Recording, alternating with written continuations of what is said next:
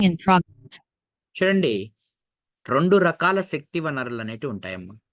ఒకటి సాంప్రదాయ, సాంప్రదాయేతర, conventional, non conventional.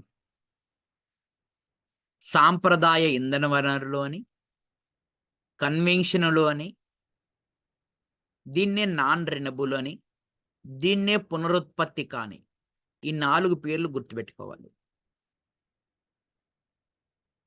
Yes, చాలా జాగ్రత్తగా గమనించుకోండి. సాంప్రదాయ ఇంధన వనరులు, పునరుత్పత్తి కాని ఇంధన వనరులు, conventional energy source, non renewable energy source. ఏమిటి అంటే మళ్ళీ మళ్ళీ పునరుత్పత్తి కానివి బొగ్గు, పెట్రోలు, సహజ వాయువు.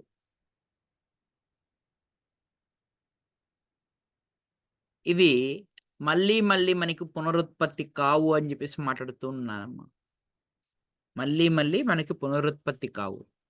సాంప్రదాయేతర ఇంధన వనరులు, సాంప్రదాయేతర ఇంధన వనరుల్ని మనం ఏమంటామంటే నాన్ కన్వెన్షనల్ గా చెప్తాము, రెన్యూబుల్ గా చెప్తాము, పునరుత్పత్తి అయ్యేవి అని చెప్పేసి మాట్లాడుతుంటాం. ఇవే సౌరశక్తి, పవన శక్తి, జలశక్తి, బయోమాస్ లాంటివి. ఇవి గుర్తుపెట్టుకోండి. సాంప్రదాయేతర, సాంప్రదాయ. సో గుర్తుపెట్టుకోవాలి, సాంప్రదాయ, కన్వెన్షనల్, నాన్ రెన్యూబుల్, పునరుత్పత్తి కానివి. ఏ పేరుతో అయినా వాడు ఇవ్వచ్చు రేపు. ఈ బొగ్గు, పెట్రోలు, సహజ వాయువుగా మనం అందరం కూడా చెప్పుకోవడం జరుగుతూ ఉంటుంది. క్లియర్. సో అదే సాంప్రదాయ ఏతర అంటే రెన్యూబుల్, నాన్ కన్వెన్షనల్, పునరుత్పత్తి అవేవి. అవి సౌరశక్తి కావచ్చు, పవన శక్తి కావచ్చు, జలశక్తి కావచ్చు. క్లియర్. చాలా అంటే చాలా ఇంపార్టెంట్ ఎగ్జామ్ పాయింట్ ఆఫ్ లో. ఏవి సాంప్రదాయ ఇంధన వనరు, ఏది సాంప్రదాయ ఇంధన వనరు అనే దానికి ఎక్కువగా అడిగేదానికి ఛాన్సెస్ ఉంటుంది. ఎస్, బొగ్గు గురించి మాట్లాడుకోవాలి ఇప్పుడు. ఈ బొగ్గు అనేది మీ అందరికి తెలిసి 4 రకాలుగా ఉంటుంది.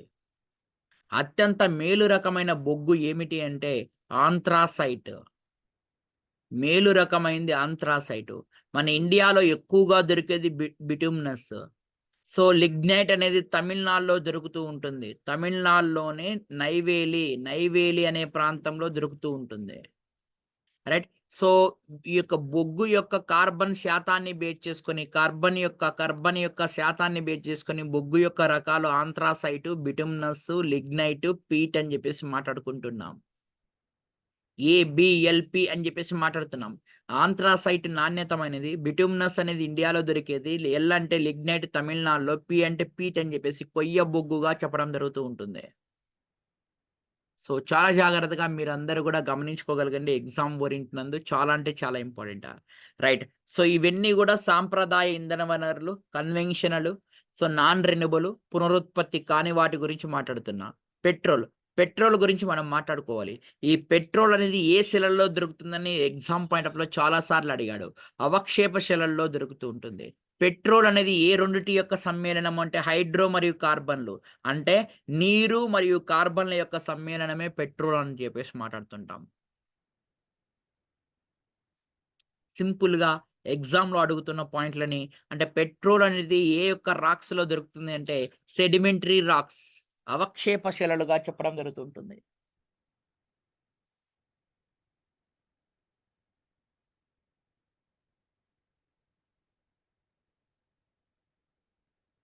ఎస్, సెడిమెంటరీ రాక్స్ గా చెప్పడం జరుగుతుంది. పెట్రోల్ అనేది ఏ శిలలో దొరుకుతుంది అంటే అవక్షేప శిలలో దొరుకుతుంది. హైడ్రోకార్బన్ల యొక్క సమ్మేళనము. పెట్రోల్ బావి అమెరికాలోని పెనిసిల్వేనియా అనే దాంట్లో మొట్టమొదటిసారిగా మనం పెట్రోల్ బావిని కనుగొన్నాం. ప్రపంచంలో పెట్రోల్ బావిని మొట్టమొదటిసారిగా అమెరికాలోని పెనిసిల్వేనియా అనే ప్రాంతంలో. అదే ఇండియాలో అయితే మక్కుం దిగ్బాయ్ మోస్ట్ ఇంపార్టెంట్. క్లియర్గా. సో ఎగ్జామ్ పాయింట్ ఆఫ్ లో చాలా చాలా ఇంపార్టెంట్. ఎగ్జామ్ ఓరియంటెడ్ మీరు అందరు కూడా గమనించుకోగలగాలి. ఇప్పుడు పెట్రోల్ అయిపోయింది, బొగ్గు గురించి అయిపోయింది. ఇప్పుడు చూస్తే సాంప్రదాయేతర ఇంధన వనరులు, రెన్యూబుల్ ఎనర్జీస్ మోస్ట్ ఇంపార్టెంట్ అమ్మా.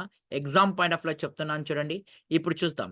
సో ఇప్పుడు ఈ రెన్యూబుల్ ఎనర్జీస్ పరంగా లేదా నాన్ కన్వెన్షన్ పరంగా ఇండియా ర్యాంక్ ఎంత అని క్వశ్చన్ అడుగుతాడమ్మా. ప్రెజెంట్ ఇండియా ర్యాంక్ ఎంత? గుర్తుపెట్టుకోనండి, మోస్ట్ ఇంపార్టెంట్ ఇది. 4 ర్యాంక్ అమ్మ. ప్రపంచంలో ఇండియా యొక్క ర్యాంక్ ఎంత అంటే 4 ర్యాంక్ అమ్మ. క్లియర్? అదే ఈ యొక్క సాంప్రదాయేతర ఇంధన వనరులు, నాన్ కన్వెన్షనల్ లేదా రెన్యూబుల్ ఎనర్జీస్ సంబంధించి లో సో, మనకి ముఖ్యంగా విండ్ ఎనర్జీ ఇంపార్టెంట్. రెండోదేందంటే సోలార్ ఎనర్జీ అనేది ఇంపార్టెంట్. ఈ 2 ఇంపార్టెంట్. సోలార్ ఎనర్జీ అనేది ఇంపార్టెంట్. ఈ 2 ఇంపార్టెంట్. సోలార్ గుర్తుపెట్టుకోండి, సోలార్. సో, SOLAR సోలార్ అనుకోండి. విండ్‌లో ఎన్ని పదాలున్నాయండి? 4. నాలుగో ర్యాంక్. ప్రపంచవ్యాప్తంగా మన 4 ప్లేస్ ఇండియా. సోలార్‌లో ఎన్ని పదాలున్నాయండి? 5 పదాలున్నాయి. 5దో ర్యాంక్ ఇండియా. గుర్తుపెట్టుకోండి దయచేసి. రీసెంట్‌గా డేటా రావడం జరిగింది. ఆ డేటా ప్రకారం చెప్పడం జరిగింది. రేపు క్వెషన్ అడుగుతాడు. 2030 కల్లా మనం రెన్యూబుల్ ఎనర్జీని ఎంత ఉత్పత్తి చేయాలా? 2030 కల్లా ఎంత రెన్యూబుల్ ఎనర్జీని ఉత్పత్తి చేయాలా? 500 gigawatts. Most important exam point of వ్యూలో ఎక్స్‌పెక్టేషన్ క్వెషన్‌గా మనం చెప్పుకోవచ్చు.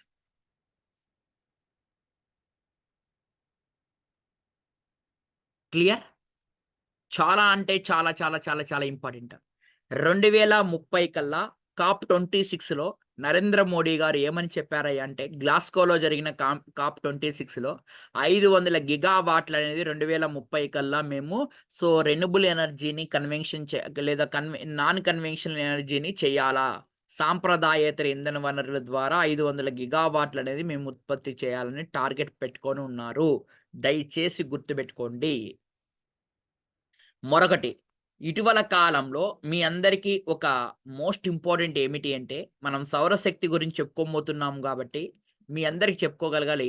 పీఎం సూర్యోదయ పథకం. పీఎం సూర్యోదయ పథకం ఏ దానికి సంబంధించినది? సూర్యోదయ పథకము. ఇటీవల కాలంలో రామ మందిరం స్టార్ట్ జేసినప్పుడు, ఈ రామ మందిరం స్టార్ట్ జేసినప్పుడు, ఈ పీఎం సూర్యోదయం గురించి క్వెషన్ అడుగుతూ ఉంటారు. ఏమిటి అంటే గుర్తుపెట్టుకోవాలి. పేద మధ్య తరగతి యొక్క ప్రజల యొక్క ఇంటి పైన సోలార్ శక్తిని ఉత్పత్తి చేయడమే దీని యొక్క ముఖ్య ఉద్దేశ్యం. పీఎం సూర్యోదయము అనే పథకాన్ని ఇటీవల కాలంలో స్టార్ట్ చేశాము. పేద తరగతి యొక్క ప్రజల ఇంటి పైన సోలార్ రూఫ్స్‌ని ఏర్పాటు చేసి సౌరశక్తిని ఉత్పత్తి చేయడం కోసమే. ఎన్ని ఇళ్ళ పైన 10 మిలియన్స్. 10 మిలియన్స్ అని చెప్తున్నాం. 10 మిలియన్స్ అంటే గుర్తుపెట్టుకోండాలి. 10 మిలియన్స్ అంటే గుర్తుపెట్టుకోండాలి. 1,00,00,000 ఇంటి పైన, 1,00,00,000 ఇండ్లు పైన 10 మిలియన్స్ అంటే గుర్తుపెట్టుకోండాలి. 1,00,00,000 ఇండ్ల పైన మనం ఏం చేస్తున్నామంటే, రాబోయే ఈ యొక్క మనకి సోలార్ రూఫ్స్‌ని ఏర్పాటు చేయబోతున్నాము. 10 మిలియన్స్ అని గుర్తుపెట్టుకోనండి. 10 మిలియన్స్ యొక్క ఇండ్ల పైన సోలార్ రూఫ్స్‌ని ఏర్పాటు చేయడమే పీఎం సూర్యోదయ యొక్క ముఖ్య ఉద్దేశ్యము. క్లియర్? ఇటీవల కాలంలో చాలా చాలా ఇంపార్టెంట్ ఎగ్జామ్ పాయింట్ ఆఫ్ వ్యూలో మీ అందరికి చెప్పుకోవడం జరుగుతుంది. రైట్? క్లియర్‌గా మీ అందరికి చెప్పానమ్మా. 500 గిగావాట్లు చాలా చాలా ఇంపార్టెంట్. ఎప్పటికల్లా టార్గెట్లు. రెన్యూబుల్ ఎనర్జీ యొక్క టార్గెట్ 500 గిగావాట్లు ఎప్పటికల్లా అంటే మీ అందరికి చెప్పుకోవడం జరిగింది ఎగ్జామ్ ఓరియంటెడ్. ఇందులో గుర్తుపెట్టుకోవాలి. మెయిన్‌గా మీ అందరికి చెప్పుకోగలిగే ఇంపార్టెంట్ ఏమిటి అంటే, సోలార్ ఎనర్జీ టార్గెట్ ఎంత అంటే, సోలార్ ఎనర్జీ ఎంత ఉత్పత్తి చేయాలంటే, ఈ సోలార్ అనేది గుర్తుపెట్టుకోండి. ఈ సోలార్ ఎనర్జీ ఎంత ఉత్పత్తి చేయాలి అంటే 100 గిగావాట్లనేది ఉత్పత్తి చేయాలా? ఓన్లీ సోలార్ గురించి అడిగితే 100. ఓన్లీ విండ్ ఎనర్జీ గురించి అడిగితే 60. టోటల్‌గా మొత్తం వచ్చేసి 500 గిగావాట్లనేది ఉత్పత్తి చేయగలగాలి. చాలా చాలా ఇంపార్టెంట్ ఎగ్జామ్ పాయింట్ ఆఫ్ వ్యూలో చూడండి. యెస్. మీకు సోలార్ శక్తిని ఎట్లా ఉత్పత్తి చేయాలనో మీ అందరికీ చెప్తున్నాం. రైట్. చాలా జాగ్రత్తగా గమనించుకోగలగండి. సోలార్ ఈ యొక్క శక్తిని ఎలా ఉత్పత్తి చేయాలనో చెప్తున్నాను. సోలార్ శక్తిని ఎలా ఉత్పత్తి చేయాలంటే ఏమి లేదమ్మా. ఇవి సోలార్ పలకలు పెట్టినాం. ఈ సోలార్ పలకలు సౌరశక్తి పడేటట్లు చూసుకోవాలి. సూర్యుని యొక్క కాంతి దీనిపైన పడేటట్లు చూసుకోవాలి. పడేటట్లు చూసుకొని సో, ఇక్కడనే ఉత్పత్తి అవుతుంది. ఇక్కడ ఇవి ఏ దాంతో ఏర్పాటు చేసుంటారు అంటే, ఈ సోలార్ పలకలు సిలికాన్ అనే మూలకంతో ఏర్పాటు చేసుంటారు. యెస్. ఈ సోలార్ పలకలు అనేటివి ఏ టెక్నాలజీ ద్వారా పనిచేస్తాయి అంటే, ఫోటో వాలటాయిక్స్. ఫోటో వాలటాయిలిక్స్ అని చెప్పేసి మాట్లాడుతున్నాం. ఫోటో వాలటాయిలిక్స్ అనే పద్ధతిలో. ఫోటో వాలటాయిలిక్స్ అని చెప్పేసి మాట్లాడుతున్నాం. ఆ పద్ధతిలో పనిచేస్తది. అంటే సౌరశక్తిని ఏ పద్ధతి ద్వారా ఉత్పత్తి చేస్తామంటే, ఫోటో వాలటాయిలిక్స్ పద్ధతి ద్వారా మనం ఉత్పత్తి చేయడం జరుగుతూ ఉంటుంది. గుర్తుపెట్టుకోనండి. ఫోటో వాలటాయిక్స్ పద్ధతి ద్వారా ఉత్పత్తి చేయడం జరుగుతుంది. సౌరశక్తిని ఉత్పత్తి చేసేటప్పుడు క్యాడ్మియం అనేది ఒక విష పదార్థం అనేది మనకి విడుదలవుతది. ఈ క్వెషన్ అడిగితే ఎవరు పెట్టలేరమ్మా. సౌరశక్తి ఉత్పత్తిలో విడుదలయ్యే ఒక విష పదార్థం ఏమిటి? క్యాడ్మియము. సోలార్ పలక్స్‌ని ఏ దాంతో మేడప్ ఆన్ చేసుంటారు? సిలికాన్. సౌరశక్తిని ఉత్పత్తి చేసేటప్పుడు ఏ టెక్నాలజీ వాడతారు? ఫోటో వాలటాయిలిక్స్ పద్ధతిని అనే దాన్ని వాడడం జరుగుతుంది. భారతదేశంలో రీసెంట్‌గా డేటా ప్రకారం ఎక్కువగా రాజస్థాన్ అనేది సౌరశక్తిని ఉత్పత్తి చేస్తుంది. గుర్తుపెట్టుకోవాలి. ఎక్కువగా ఎక్కడండి? రాజస్థాన్ అనేది ఎక్కువగా మనకి సౌరశక్తిని ఉత్పత్తి చేయడం జరుగుతూ ఉంటుందని చెప్పేసి మనం మాట్లాడుకోవడం జరుగుతూ ఉంటుంది. ఇప్పుడు చెప్పాలి నాకు ఏమని చెప్తున్నామయ్యా అంటే 24/7 సౌరశక్తితో నడిచే ఒక గ్రామం ఉంది. అదే విధంగా మీ అందరికి కూడా చెప్పుకోవడం జరిగింది. ఒక పట్నం వచ్చింది ఇటీవల కాలంలో సోలార్ పట్నం పేరు. ఇవి చెప్పాలి. ఈ 2 కూడా చెప్పాలి. ఈ 2 ఇంపార్టెంట్. ఒకటి 24/7 ఈ సౌరశక్తితో నడిచే గ్రామం పేరు మొడేరా. మొడేరా గుజరాత్ ప్రాంతంలో. మొడేరా ఆల్రెడీ చెప్పుకున్నాం. పట్నం పేరు మీ అందరికి తెలుసు సాంచి. సౌరశక్తి పట్నంగా ఇటీవల కాలంలో కరెంట్ అఫైర్స్‌లో ఉంది. సాంచిగా గుర్తుపెట్టుకోవాలి. సాంచిగా గుర్తుపెట్టుకోండాలి. చాలా చాలా ఇంపార్టెంట్ గుర్తుపెట్టుకోనండి. అయితే మరొకటి కూడా చెప్తున్నాను చూడండి. ఇది ఎకానమీ పరంగా important. PM Kusum. PM Kusum యొక్క ముఖ్య ఉద్దేశ్యం ఏమిటి? ఈ పథకం. పీఎం కుసుమ్ యొక్క ముఖ్య ఉద్దేశ్యం ఏందంటే ఏమి లేదమ్మా. మోటార్ ఉంటది కదా! ఈ మోటార్ దగ్గరే ఈ రైతు మోటార్ ఉంటుంది. ఆ మోటార్ దగ్గరే సోలార్ పలకలను ఏర్పాటు చేయడం. అంటే రైతులకి వ్యవసాయం కొరకు సోలార్ పలకలను అమర్చడమే. ఒక సోలార్ పలక అమరుస్తారు. దాని ద్వారా మోటార్ రన్ అవుతుంది. దీన్నే పీఎం కుసుమ్ పథకం అంటారు. పీఎం సూర్యోదయము ఇటీవల కాలంలో వచ్చిన పథకము. పీఎం కుసుమ్ అనేది ఏమిటి అంటే వ్యవసాయ రైతులకి వాళ్ళ మోటార్ దగ్గరే ఈ యొక్క సోలార్ పలకల ద్వారా అమర్చేసి చేయడమే దీని యొక్క ముఖ్య ఉద్దేశ్యంగా చెప్పడం జరుగుతూ ఉంటుంది. రైట్. క్లియర్‌గా వెరీ వెరీ ఇంపార్టెంట్ మనం మాట్లాడుకుంటున్నాం. యెస్. భారతదేశంలో సోలార్ స్టేట్‌గా హిమాచల్ ప్రదేశ్‌ని, సోలార్ సిటీగా సిమ్లాని, సోలార్ విలేజ్‌గా బైసానివారిపల్లె చిత్తూరు డిస్ట్రిక్ట్‌ని. మోస్ట్ ఇంపార్టెంట్ ఇవి. సోలార్ స్టేట్ ఏమిటి? హిమాచల్ ప్రదేశ్. సోలార్ సిటీ ఏమిటి? సిమ్లా. సోలార్ విలేజ్ ఏమిటి? బైసానివారిపల్లె చిత్తూరు జిల్లా అని చెప్పేసి మాట్లాడుకుంటున్నాం. క్లియర్‌గా? రైట్. చాలా చాలా ఇంపార్టెంట్. జాగ్రత్తగా గమనించుకోగలగండి. ఇండివ్ ఎనర్జీ. ఇండివ్ ఎనర్జీ మీ అందరికీ తెలుసు. మనకి ఎన్నో ప్లేస్‌లో ఉన్నామంటే, సిక్స్త్ ప్లేస్‌లో ఉన్నాము అని చెప్పేసి మనం మాట్లాడుకుంటున్నాం. క్లియర్‌గా? యెస్. ఇప్పుడు చూడండమ్మా. ఇది ఇంపార్టెంట్ అమ్మా. చాలా అంటే చాలా ఇంపార్టెంట్. బయో డీజిల్ అనేది ఎట్లా తయారు చేస్తాము? ఏ దాని ద్వారా తయారు చేస్తాము? ఎన్నో సార్లు క్వెషన్ అడిగినారమ్మా. బయో డీజిల్ అనేదాన్ని. వెరీ వెరీ ఇంపార్టెంట్ అమ్మా. బయో డీజిల్ అనేదాన్ని మొక్కజొన్న కంకులు, చెరుకు గడలు, మరియు చెరుకు మొద్దులు, వాటిని కొన్ని రకాల మొక్కల నుంచి విత్తనాలు, ముడి పదార్థాలు ఇవన్నీ వేసి ఒక గ్రైండర్ లాగా తిప్పేస్తే నూనె వస్తుందమ్మా. ఆ నూనె తీసిన తర్వాత అంటే ఈ మొక్కజొన్న కంకులు కావచ్చు, చెరుకు గడలు కావచ్చు అవన్నీ కూడా వేసిన తర్వాత ఒక నూనెలాగా మనకి లాస్ట్‌కి తయారు చేస్తారు. ఆ నూనెని బయో డీజిల్‌గా మార్చడానికి ట్రాన్స్ ఎస్టరిఫికేషన్ మోస్ట్ ఇంపార్టెంట్ అమ్మా. ట్రాన్స్ ఎస్టరిఫికేషన్ ప్రక్రియ ద్వారా మనం బయో డీజిల్‌ని ఉత్పత్తి చేస్తాము. ఈ బయో డీజిల్‌కి ముఖ్యంగా మన భారతదేశంలో ఈ బయో డీజిల్‌ని ఉత్పత్తిని పర్యవేక్షిస్తున్న మంత్రిత్వ శాఖ చాలా సార్లు అడిగాడమ్మా. గ్రామీణ అభివృద్ధి మంత్రిత్వ శాఖ. ఎవ్వరు కూడా ఈ క్వెషన్ అడిగితే బయోడీజిల్‌కి ఏ మంత్రిత్వ శాఖ ఆధీనంలో చేస్తుందని క్వెషన్ అడిగితే ఎవ్వరు గూడా అందరూ గూడా తప్పబెడతారమ్మ.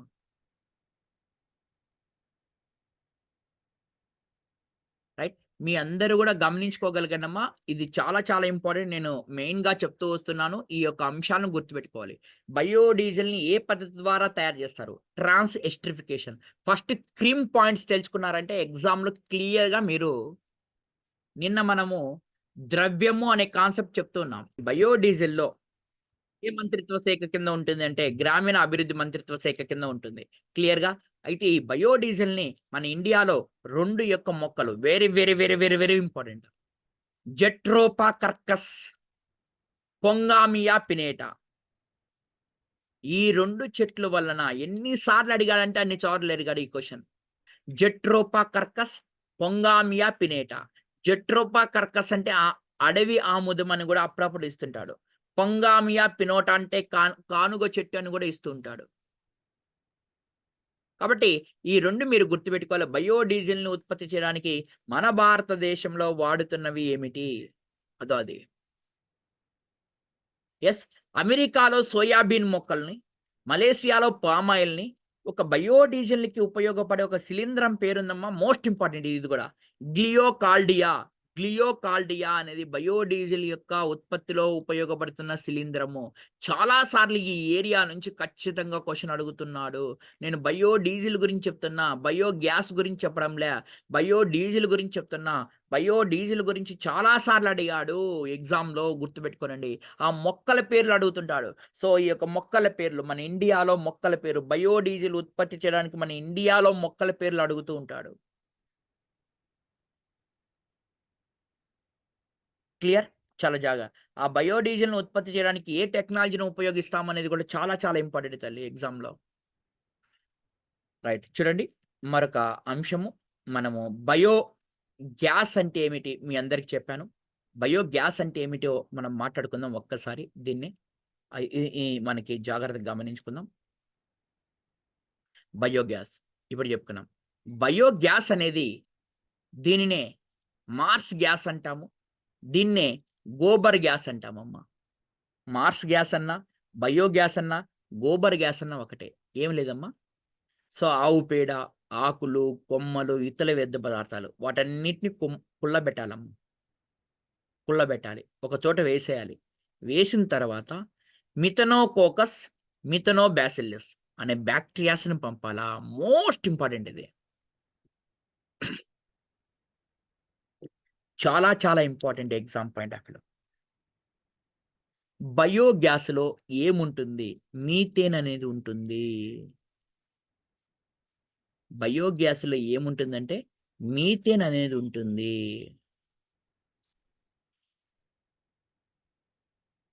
ఆవు పేడని, ఆకుల్ని, కొమ్మల్ని ఒక చోట వేసి కుళ్ళింపజేసి, ఆ కుళ్ళిపోవడానికి మనం ఏం వాడాలి అంటే ఒక 2 బ్యాక్టీరియాలు వాడాలి. మిథనోకోకస్, మిథనోబాసిల్లస్. ఈ మిథనోకోకస్, మిథనోబాసిల్లస్ అనే బ్యాక్టీరియాను వాడి బయోగ్యాస్ అనేది తయారు చేయవచ్చు. క్లియర్?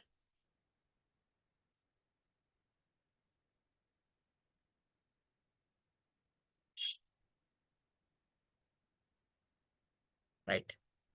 ఇదమ్మా ఎగ్జామ్ పాయింట్ ఆఫ్ వ్యూలో మనమందరం కూడా జాగ్రత్తగా గమనించుకోవాల్సిన ముఖ్యమైన ఏరియాస్. సైన్స్ అండ్ టెక్నాలజీ ఈ భాగంలో ఫస్ట్ నుంచి లాస్ట్ వరకి మనం ఒక్కసారి వీటన్నిటిని కూడా ఏమేమి మీరు చదువుకోవాలనేది మీ అందరికి కూడా ఒక్కసారి ఆ టాపిక్స్ అనేది చెప్తూ వస్తాను. ఒక్కసారి మళ్ళీ క్విక్ రివిజన్ చేసుకోండి. యెస్. ఇది ఇంట్రడక్షన్ పార్ట్. ఈ పార్ట్ ఇంతవరకు చూసుకోండి. Science and technology introduction part అని రాసుకోండి. శాస్త్ర సాంకేతికం యొక్క ఇంట్రడక్షన్ పార్ట్ అని రాసుకోండి. ఇదొక కాన్సెప్ట్ చూసుకోండి. తర్వాత నెక్స్ట్ కాన్సెప్ట్ చెప్తున్నాను. జాగ్రత్తగా గమనించుకోండి. యెస్. సిఎస్ఐఆర్ గురించి ఒక్కసారి చూసుకోండి. ఏం చేస్తుంది? ఎలా వచ్చింది? ఇదంతా ఒకసారి చూసుకోండి. ఇది యొక్క మన బుక్‌లో ఉంది కాబట్టి అక్కడికల్లా చూసుకోండి. 2 కాన్సెప్ట్‌లు అయిపోయినాయి. తర్వాత మీ అందరికి తెలుసు. ఏమిటి అంటే మనము అంటార్కిటికా మరియు ఆర్కిటికా ప్రాంతానికి పరిశోధనలు చేశాం. ఈ టాపిక్ గుర్తుపెట్టుకోండి. కృత్రిమ వర్షాల గురించి గుర్తుపెట్టుకోండి. ఇక్కడ వచ్చేసి 4 టాపిక్స్ వచ్చినాయి. ఆ 4 టాపిక్స్ మేజర్‌గా గుర్తుపెట్టుకోండి. Next one. నెక్స్ట్‌లోకి వెళ్తే నెక్స్ట్ దాంట్లో మీ అందరిది అంతరిక్ష విజ్ఞానం. అంతరిక్ష విజ్ఞానంలో ఫస్ట్ బేసిక్ ఎవరు పోయినారు? ఫస్ట్ ఏ ఉపగ్రహం పోయింది? ఎవరు పంపించారు? ఈ బేసిక్ అయితే ఖచ్చితంగా గుర్తుపెట్టుకోవాలి. ఖచ్చితంగా మీ అందరికి చెప్పాను. ఆ బేసిక్ పాయింట్స్ ఏమేమి ఉన్నాయో ఒక్కసారి గుర్తుపెట్టుకోండి. ఆ తర్వాత మనం గుర్తుపెట్టుకోవాల్సింది మరొకటి ఏమిటి అంటే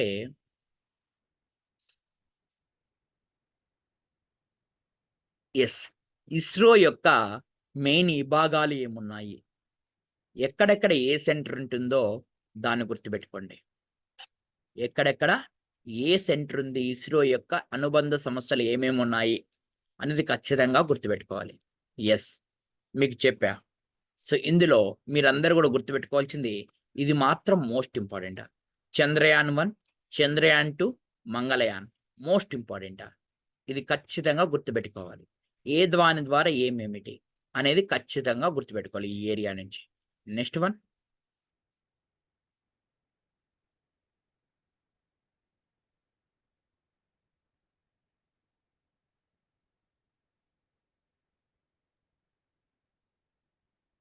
రైట్.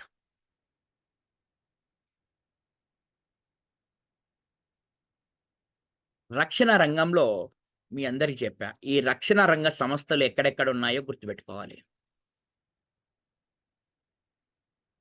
ఆల్రెడీ చెప్పుకున్నాం. రక్షణ రంగంలో రక్షణ రంగ సంస్థలు ఎక్కడెక్కడ ఉన్నాయో గుర్తుపెట్టుకోవాలి. నెక్స్ట్ వన్ జాగ్రత్తగా గమనించుకోవాలి. యెస్. మీ అందరికీ ఈ వార్ ట్యాంక్స్ గురించి చెప్పా. అర్జున్ వార్ ట్యాంక్ గురించి, వైజయంతి, మంత్ర ఏమేమిటో ఒక్కొక్క దాని గురించి చెప్పుకుంటా వచ్చా.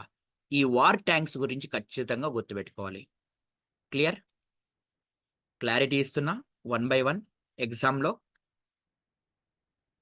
నెక్స్ట్ వన్ మీ అందరికి చెప్పిన ముఖ్యమైనది ఏమిటి అంటే ఇక్కడే మనము ఇవి చెప్పాం.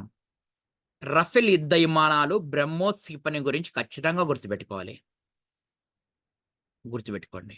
ఓకే. సో, 100%గా గుర్తుపెట్టుకోవాలి. రఫేల్ యుద్ధ విమానాలు, బ్రహ్మోస్ 2 ఒకటే టాపిక్‌లు తీసుకొని ఖచ్చితంగా గుర్తుపెట్టుకోవాలి. ఆ తర్వాత మీ అందరికి చెప్పా. ఏమని అంటే ఇది ఖచ్చితంగా గుర్తుపెట్టుకోవాలి. Surface to surface, surface to air, air to air, water to war. చెప్పండండి. సర్ఫేస్ టు సర్ఫేస్ ఏ కోడ్ ఏమని చెప్పినాం? చెప్పాలా? కోడ్. కోడ్ ఏం చెప్పినాం? నాకు కోడ్ మాత్రమే చెప్పండి. సర్ఫేస్ టు సర్ఫేస్ ఏమని కోడ్ చెప్పినాం? అప్పన్న.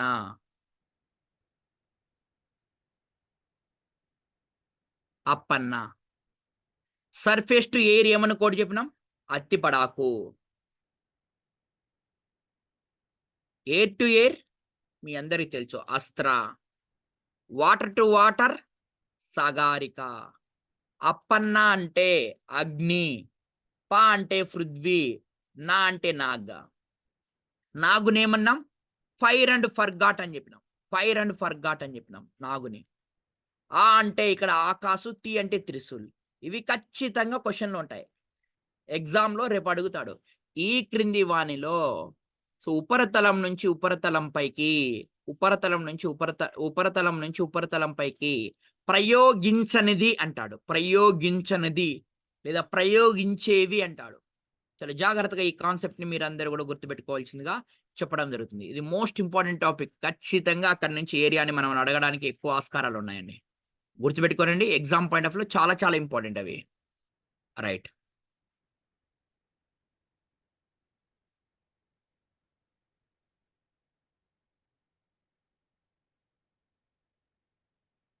రైట్. ఇప్పుడే మనంగా శక్తి వనరుల గురించి మాట్లాడుకున్నాం. శక్తి వనరుల గురించి ఆ టాపిక్స్ మొత్తం నేను చెప్పినటియన్నీ కూడా గుర్తుపెట్టుకోండి సరిపోతుంది. So, that's enough. సో, ఇంతటితో ఈ సైన్స్ అండ్ టెక్నాలజీ